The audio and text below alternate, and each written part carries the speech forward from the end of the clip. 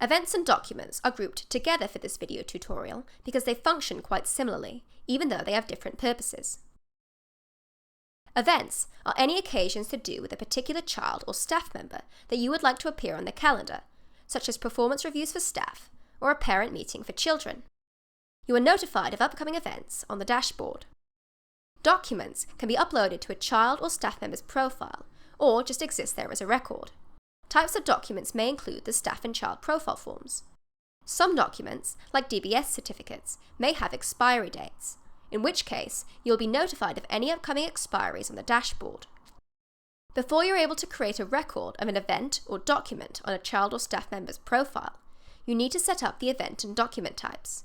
You can do this in System Settings. Let's start with Event Types.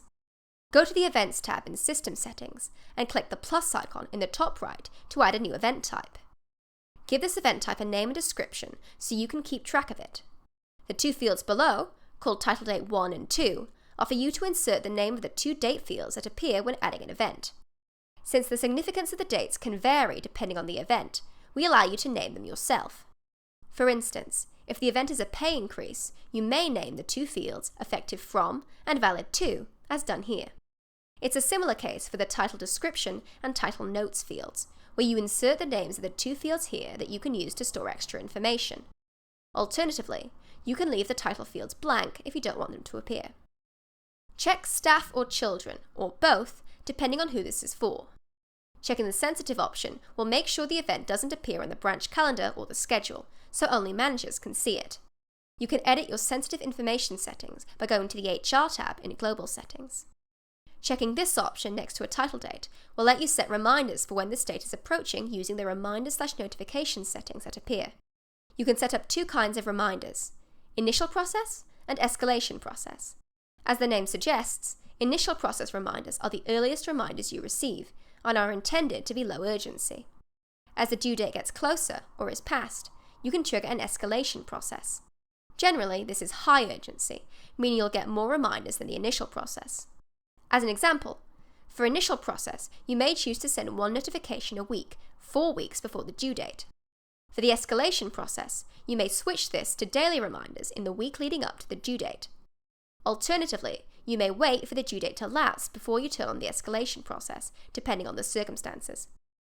This field lets you choose which users will receive the notifications. When you're done setting up the event type, click Save. Setting up documents is very similar. Click on this tab, then the plus icon in the top right to create a new document type. The fields are almost all the same as when creating an event type, so fill it out as I mentioned earlier. The only exceptions are if you select for staff or for children.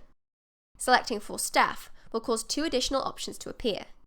Check Show on Profile form if you'd like the staff to have the option to upload this document themselves when filling out the staff profile form. And check Is Mandatory if you want to make uploading this document a requirement for completing the form.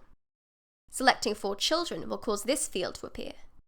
From here, you can choose to let parents upload this document on the child profile form, the registration form, or both.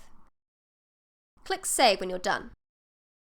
To assign a document to a child or staff member, just go to their profile, then the Document tab, and click on the plus icon in the top right to add a document. Select a document type from the list to show the fields that you've named. Fill out the details for each.